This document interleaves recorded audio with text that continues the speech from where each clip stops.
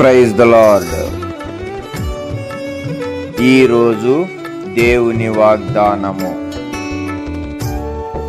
యెహోవా నీ యొద్ద నుండి సర్వరోగములను తొలగించును.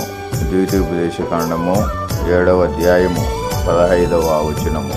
మందిర దర్శనమాత్మకు నీతి ఆత్మ ద్వారానే కనపరచున్.